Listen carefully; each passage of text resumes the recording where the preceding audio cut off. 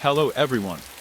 As the author of this channel and the developer of this game mod, in this video I will tell you about the most advantages of my game mod project. Compare it with other promising game projects in this genre, and provide answers to many of the questions you have asked. If you are a fan of survival games, stay tuned, I promise it will be interesting. Let's start with the fact that all respectable games should have a backstory, and this project has one.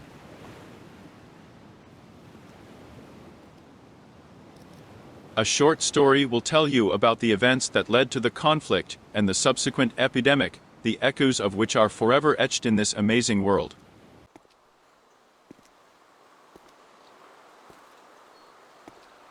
You can enjoy the full story in my video, which I have carefully included for you below this video, and we will move on to the game itself. When you enter the game, you are immediately transported to an open world with a unique atmosphere.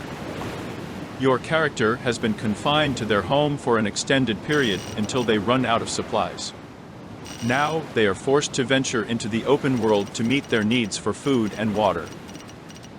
However, you are fortunate enough to possess immunity to the virus that has transformed the majority of the population into zombies.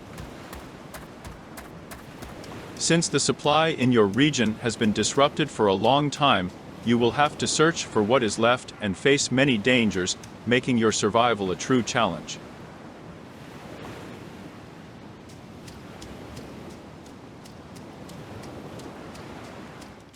So let's say you've managed to acquire some supplies and you're starting to think that life might be getting better. However, you should also consider protection.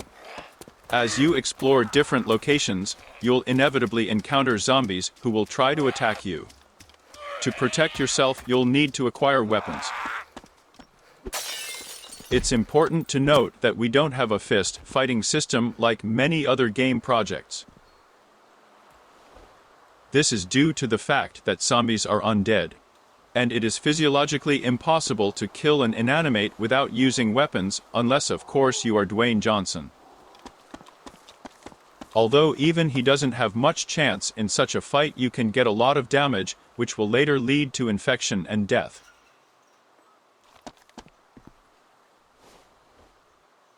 Therefore, melee weapons such as an axe, a crowbar, a baseball bat, and other weapons are well suited for dealing with zombies, but firearms can also be used.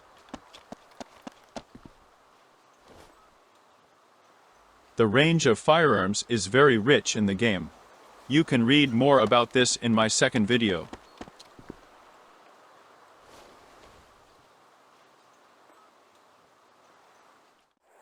And now you are armed and dangerous.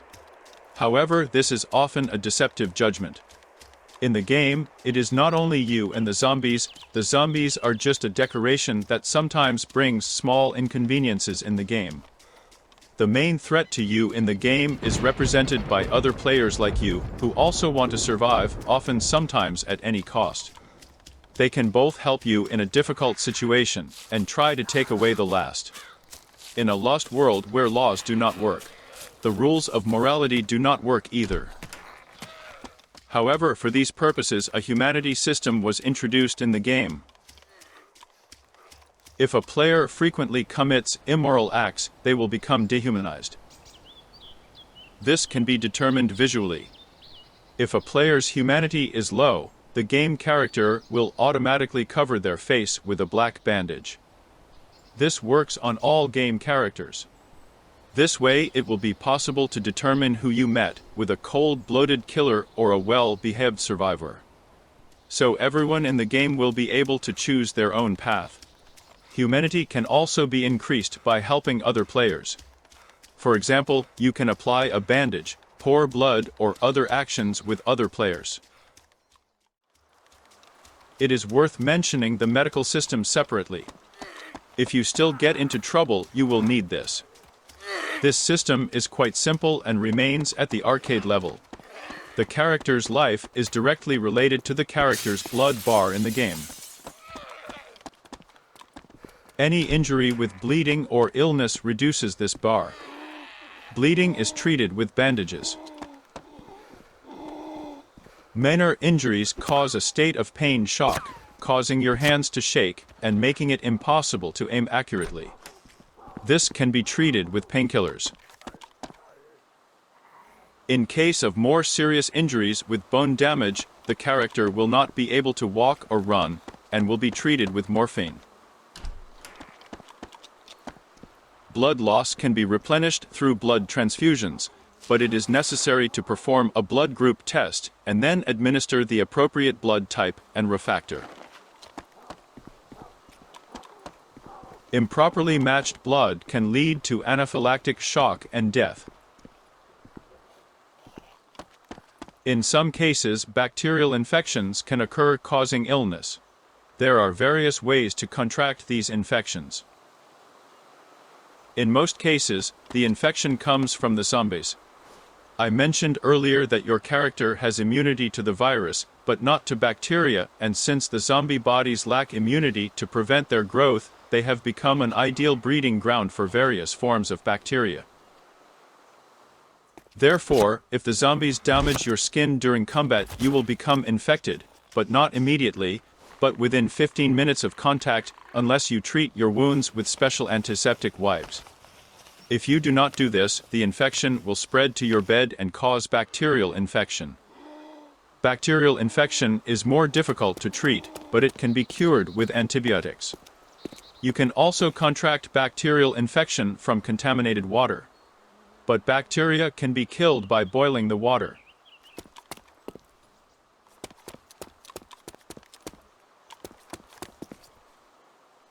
The game features a blood regeneration system that slightly increases blood balance over time. Resting in a tent enhances this regeneration, and there is a small chance of recovering from bacterial infections while resting in a tent.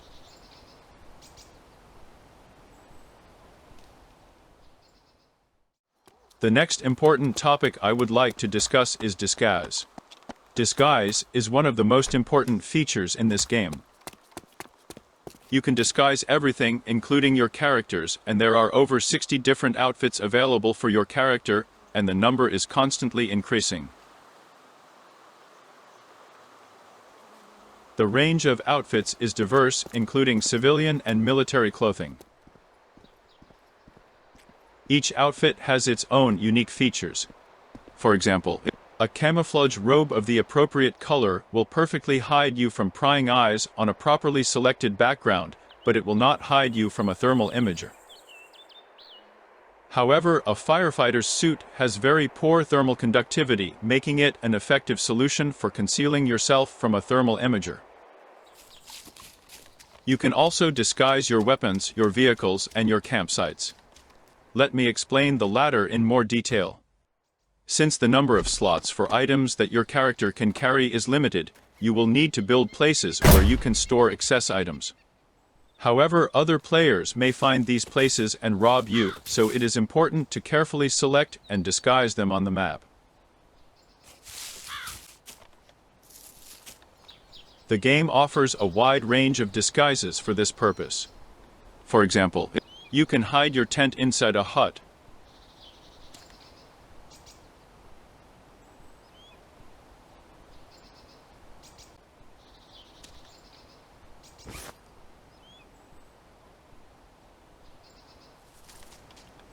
A hut can also be used to hide not only a tent, but also low-profile vehicles.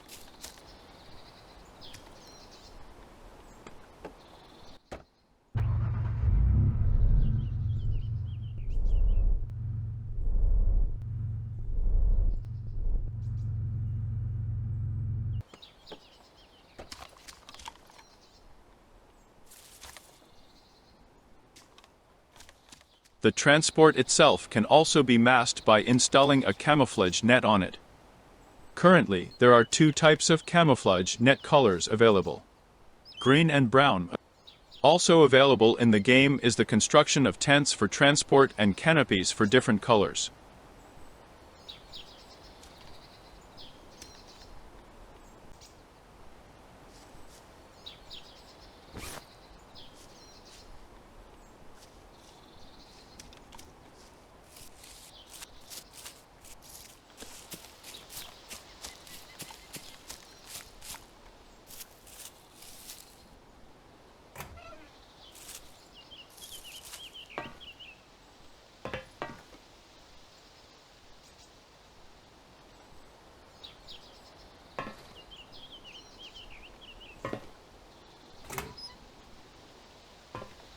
Always remember that the best way to avoid trouble is to be unnoticed, and one of these rules is what keeps the game going.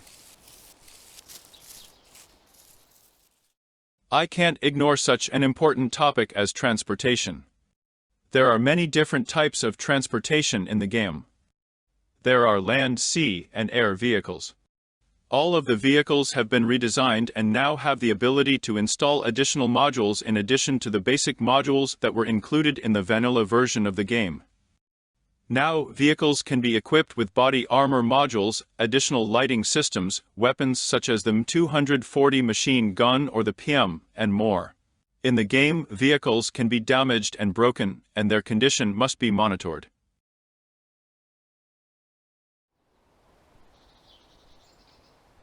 Added a system for converting some vehicles that was not available before. Now you can convert your vehicle and install machine guns on it, or remove all the attachments to drive it into a hut.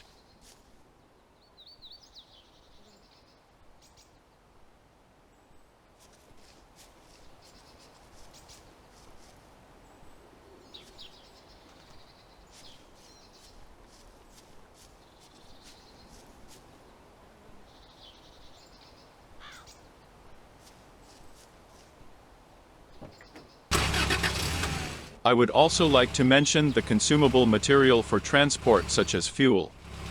In the absence of supplies, this material has become scarce in the game. It can still be drained from large fuel tanks using a hose and transferred to canisters, but the capacity of these tanks is limited and will eventually run out. The choice of large fuel tanks as the source of fuel is a departure from the gasoline pumps found in gas stations, which were chosen by the developers of a well-known game in this genre. It takes a special kind of talent to tie fuel collection to a gas station that requires electricity, which has long been unavailable in the region. Additionally, this game features problematic transportation compared to our own, which boasts excellent helicopter, airplane, and ground vehicle physics. This is a response to those who frequently ask me in the comments why we need it when a new game has been released with a new engine. So I'm telling you the engine may be new, and it fits perfectly with the modular system, but it's completely unsuitable for vehicles and many other things. The heat-seeking device doesn't work, and it never will, but we have it. The bullets' ballistics are poor, allowing machine gunners to fight on equal terms or even surpass snipers at long distances. Additionally, the game's optimization level deserves mention. So if you like this game, please keep running around there and patching your shoes every half hour. But I gave up on this game a long time ago, which is why I created this project.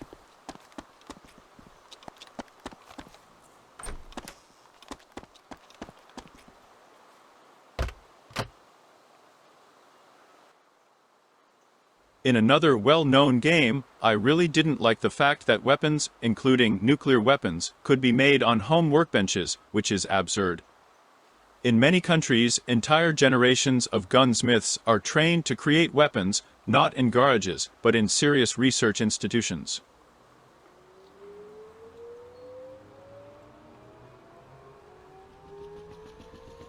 My game product is focused on realism, but without going overboard. The idea is that the player, after a busy day, can relax and enjoy the game by playing it alone or with friends. The game requires players to make various tactical decisions and engage in battles that will be remembered for a long time. I also want to mention the topic of backpacks in the game. These items have been added to the game, albeit in a small way. Backpacks differ in capacity and appearance.